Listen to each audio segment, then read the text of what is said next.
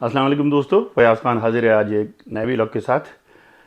मेरा आज का टॉपिक है कच्चे के इलाके में, शुमाली सिंध और जनूबी पंजाब के कच्चे के इलाके में जो इस वक्त लाकानूनियत का राज है और रोज़ाना बेगुनाह लोग अगवा हो रहे हैं। वहाँ से मुसाफिर बसों से लोगों को उतार के अगवा किया जा रहा है। हिंदू कम्युनिटी के बहुत से लोग अगवा हो चुके हैं, जिनमें से कुछ वापस आए हैं एक तवील धरना और एहतिजाज के बाद। कुछ तो अभी भी गायब हैं और लोग इल्ज़ाम लगा रहे हैं कि वहाँ के जो बासर लोग हैं, उनका कहना है, लोगों का कहना है कि वहाँ के जो सरदार हैं, जो कबायली लोग हैं, कबायली सिस्टम है उन इलाकों में असल में, और जो सरदार हैं वहाँ पे उन्होंने अपनी एक इजारादारी कायम की हुई है और इन डाकुओं की पुष्ट बनाई वही करते हैं। और जब भी लोग एहतजाज करते हैं तो ये डाकू उन सरदारों के कहने पे या तो लोग छोड़ देते हैं पैसे लेके या प्रेशर से, या फिर सरदार बीच में पड़ते हैं, कोई ना कोई मामला तय करवाते हैं, तो ये लोग, इन लोगों की जान बख्शी हो जाती है। पिछले कुछ दिनों से कश्मीर, शिकारपुर और घोटकी तीनों अजला में शदीद एहतजाज भी देखने में आए हैं। और उसकी वजह ये थी कि पहले तो डाकू अगवा करते थे मालदार लोगों को और ऐसे लोगों को जिनसे उनको बड़ी रकम मिल सके, बड़ा तावान मिल सके, लेकिन अब डाकुओं ने तो हद कर दी और ऐसे गरीब लोग जो ठेले वाला, तांगे वाला, दुकानदार और वो लोग जो 100 रुपया दिहाड़ी पे काम करते हैं, 200 दिहाड़ी पे काम करते हैं, डाकू उनको भी नहीं बख्श रहे और उठा के ले जाते हैं। जो लोग छोटे मोटे कारोबारी लोग हैं वो भी डाकुओं की दस्तरस से बाहर नहीं है, वो भी अगवा हो रहे हैं। अभी पिछले दिनों काफ़ी लोग हिंदू कम्युनिटी के लोग अगवा हुए हैं, जिनके लिए बहुत से लोग तावान दे के आए हैं। कुछ लोग तो ऐसे थे जो कुछ देने के काबिल नहीं थे, उनके लिए चंदा जमा करके तावान दिया गया और उनकी रिहाई मुमकिन बनाई गई। पुलिस दावा करती है कि जी ये डाकू चूँकि कच्चे में हैं और कच्चे का एरिया ऐसा है कि वहाँ पे घना जंगल है और इतनी आसानी से पुलिस वहाँ नकल और हरकत नहीं कर सकती, और डाकुओं को एडवांटेज हासिल ले उस जंगल का, और पानी है वहाँ पे, तो पुलिस इतनी आसानी से जा नहीं सकती और डाकुओं से जब भी नुकसान होता है पुलिस को नुकसान उठाना पड़ता है। और जब भी कोई इस किस्म की सिचुएशन बनी है, हमने पिछले दिनों भी देखा था, बख्तरबंद गाड़ियाँ गई थी और पुलिस की गोलियाँ उन बख्तरबंद गाड़ियों के आर पार हो गई थी और पुलिस अफसर शहीद हुए थे, DSP SHO शहीद हुए थे और जवान भी शहीद हो चुके हैं। इसी तरीके से डाकू अब इतने एक्टिव हो गए हैं कि सोशल मीडिया पे वीडियोस अपलोड करते हैं जिसमें वो बाकायदा अपने रॉकेट लॉन्चर्स, क्लाशनकोफ और G3 और दीगर जो जदीद असला है उसकी नुमाइश करते हैं और पुलिस को खुला चैलेंज दे रहे होते हैं और अपने दुश्मनों को चैलेंज दे रहे होते हैं। इवन कि मैंने एक वीडियो देखी सोशल मीडिया पे जिसमें एक डाकू ड्रोन यूज़ करने का तरीका बता रहा है और बता रहा है कि जी हम तक ये ड्रोन पहुंचा है और हम इसको यूज़ करते हैं और हम इसके ज़रिए नकल और हरकत देखते हैं इलाके में पुलिस की। एक कबायली सिस्टम है वहाँ पे और कबायली दुश्मनी है और एक कौम की दूसरी कौम से दुश्मनी है। उस सिलसिले में उन लोगों के लिए कोई चारा नहीं रह जाता भागने के अलावा। जब वो उस कबायली दुश्मनी में आपस में एक दूसरे के कत्ल करते हैं और जान लेते हैं तो वो फिर मफरूर हो जाते हैं और मफरूर होकर फिर वो जब कच्चे का रुख करते हैं और इन कच्चे में जब वो जाते हैं तो उनके लिए सबसे आसान बिज़नेस यही होता है कि जी हम मफरूर तो हैं, वांटेड तो हैं पुलिस को, तो क्यों ना फिर हम अगवा बरा तावान और डकैतियाँ करें। तो वो उन डकैत गैंग का रुख उनकी तरफ चले जाते हैं और उनके साथ मिल के फिर उनके गैंग में शामिल होकर ये सारी गैर कानूनी धंधे शुरू कर देते हैं। अब इस सिलसिले में लोग इल्ज़ाम लगाते हैं कि जो कौमी सरदार हैं और वहाँ पे हर कौम का अपना एक कबायली सिस्टम है, सरदारी निज़ाम है, तो लोग इल्ज़ाम लगाते हैं वो तमाम सरदार अपनी कौम के डाकुओं को सरपरस्ती करते हैं और जब भी ऑपरेशन होता है उनके ख़िलाफ़ या कोई भी पुलिस कार्रवाई होती है तो वो उसमें बड़ी रुकावट हैं। और वो सरदार इतने बाअसर हैं कि वो लोगों का कहना है कि वही असम्बली के मेंबर भी होते हैं और वही लोग MNA MP मिनिस्टर्स होते हैं और हर पार्टी में शामिल है, किसी एक जमात में नहीं, तमाम पार्टियों में वो शामिल होते हैं। और इन डाकुओं की सबसे बड़ी सरपरस्ती وہی کرتے ہیں. پولیس بھی یہی کہتی ہے کہ بارسوخ اکثر پولیس والوں سے جو ہماری بات ہوتی ہے وہاں پہ دوستوں سے، وہ یہ بات کرتے ہیں کہ جی پولیس کیا کرے، پولیس مجبور ہے سرداری نظام کی وجہ سے. سردار ان ڈاکوؤں کے پشت پناہی کرتے ہیں، اور جب بھی کسی کو گرفتار کریں گے کچھ کریں گے تو ہمیں بڑا پریشر آتا ہے. اور پولیس پہ یہ الزام ہے کہ پولیس جاتی نہیں ہے کچے میں، اور کچے کو تو چھوڑیں، اب تو پکے سے ڈاکو شہروں سے آ کے اٹھا کے لے جا رہے ہیں اور بائک پہ اٹھاتے ہیں. آپ دیکھیں 20-25 بائکیں آتی ہیں، ان پہ ڈاکو یہ 4-6 لوگوں کو اٹھاتے ہیں اور باقاعدہ ایک کلاشن کو پہ لہراتے ہوئے فائرنگ کرتے ہوئے نکل جاتے ہیں وہاں سے. سوشل میڈیا پہ اس سلسلے میں بہت سی ویڈیوز آپ کو ملیں گی. پہلے ڈاکو اغوا کرتے تھے ایسے لوگوں کو، عورت اور بچے کا لحاظ کرتے تھے. اب تو نہ عورت کو چھوڑ رہے ہیں نہ بچے کو چھوڑ رہے ہیں، جو ان کی رینج میں آتا ہے اٹھا کے لے جاتے ہیں.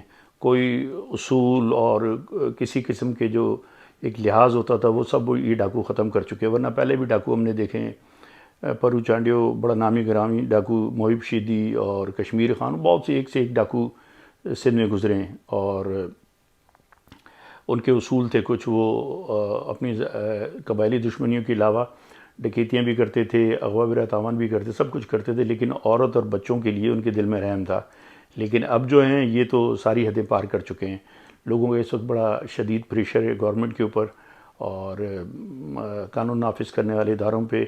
اس سلسلے میں بڑے احتجاج ہوئے ہیں، دھرنے دی گئے ہیں. اندرون سندھ میں کشمور میں دھرنا ہوا، اور اس میں لوگوں کا مطالبہ یہی ہے کہ ایک فوجی طرز کا آپریشن کیا جائے، اور ان کچا آپ دیکھیں یہ 5 لاکھ ایکڑ مشتمل ہوگا یہ ایریا، اور بمشکل جو 50 سے 60 مائل کا علاقہ ہے.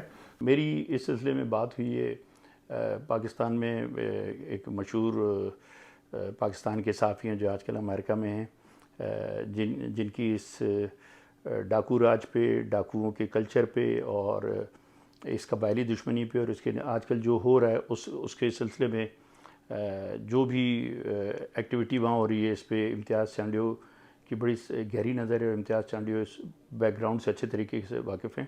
میں نے ان سے بات کی ہے اور ان کے سامنے کچھ سوالات رکھے ہیں، اور انہوں نے کوشش کی کہ ایمانداری سے ان سوالات کے جواب دیں. فیاض صاحب جو سندھ کے اندر ڈاکوؤں کا یہ معاملہ ہے نا، یہ آپ میرے سے زیادہ اچھے طریقے سے جانتے ہیں. اس کے پیچھے عوامل کون سے ہیں؟ کچھ یہ بھی ہے کہ پہلے جو ڈاکو تھے وہ تو یہ بتاتے تھے کہ ظلم اور زیادتی کی وجہ سے وہ ڈاکو بنے ہیں، لیکن ان ڈاکوؤں میں تھوڑا سا خواتین کا، بچوں کا اور دوسرے لوگوں کا تھوڑا عزت اور احترام ہوا کرتا تھا. آپ کے پاس آپ خود ہسٹری دیکھتے ہیں، پرو چانڈیو سے لے کر بہت سارے ڈاکو تھے جو اصول تھے ان کے. ابھی جو ڈاکو بنے ہیں نا، یہ ان کا کوئی اصول نہیں ہے. اور اس کے ساتھ جو سردار، وڈیرے، رئیس، یہ چھوٹے چھوٹے اور لوگ ہیں، کچھ اور عناصر ہیں، یہ بھی چاہتے ہیں کہ ڈاکو سسٹم ہو. اسپیشلی پولیس کا بھی ایک بڑا نظام ہے جس کو درست کرنے کی ضرورت ہے.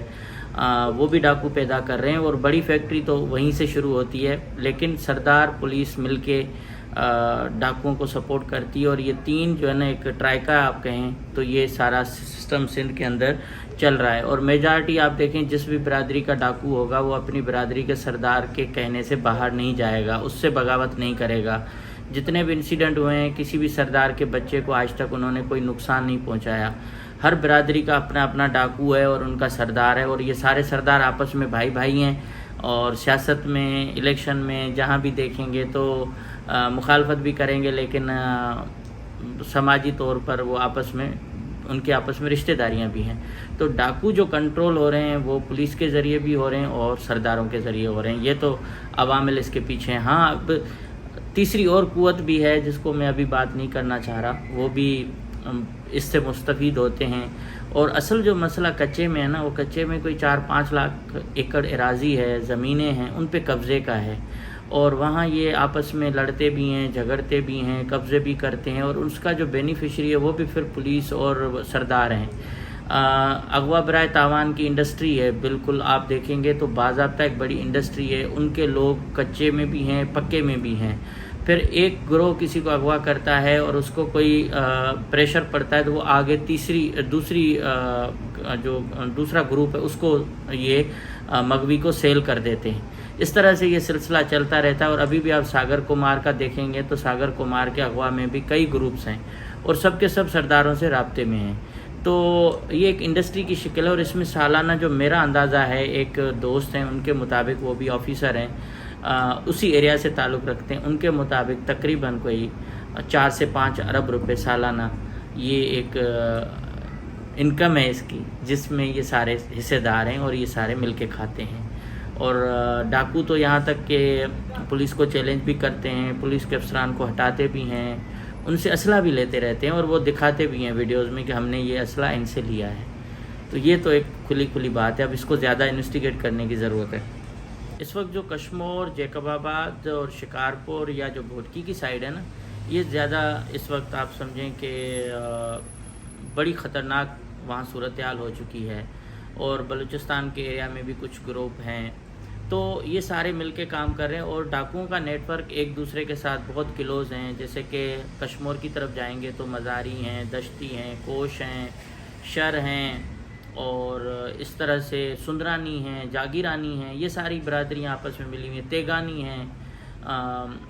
تو یہ ڈاکو آپس میں جڑے ہوئے ہیں، یہ ڈاکو مل کے کام کرتے ہیں اور ایک دوسرے کے ساتھ ان کا بہت اچھا کنیکشن بھی ہے. اور لوگوں کو اٹھاتے ہیں تو پھر ایک دوسرے کے حوالے بھی کرتے ہیں.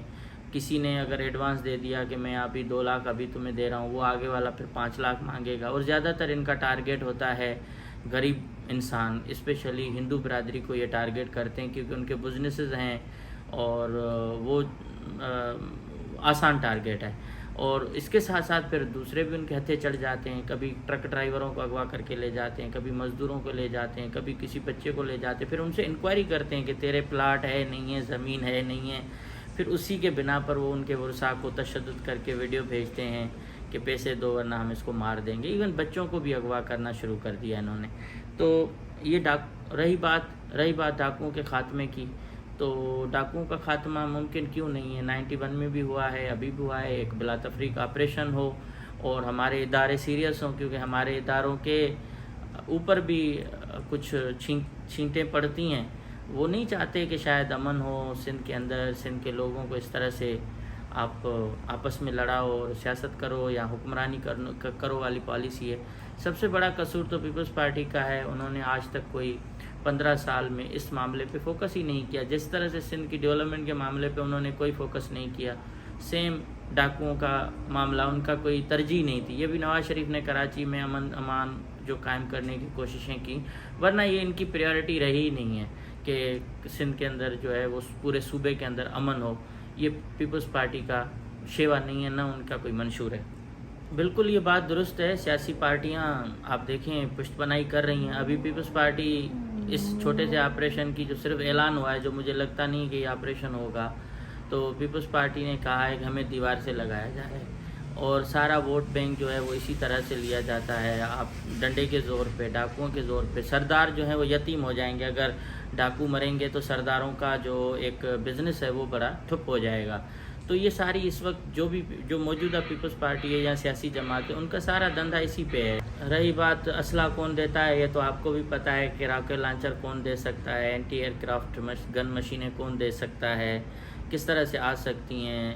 دریائے سندھ میں کوئی اتنا بڑا جنگل اب بچا نہیں ہے اور وہاں یہ ساری چیزیں آسانی سے آ رہی ہیں. اور رہی بات یہ کہ چھوٹے چھوٹے شہروں سے لوگوں کو اغوا کر کے موٹر سائیکل پہ 50-50 60-60 کلومیٹر لمبی رائڈیں کر کے لوگ یہ ڈاکو چلے جاتے ہیں. کہیں ان کو کوئی مزاحمت نہیں ملتی، کہیں ان کو کوئی راستے میں رکاوٹ نہیں ملتی، جبکہ پولیس بھی موجود ہے، پولیس کی چوکیاں بھی ہیں. پولیس خود پیسے کھا رہی ہے.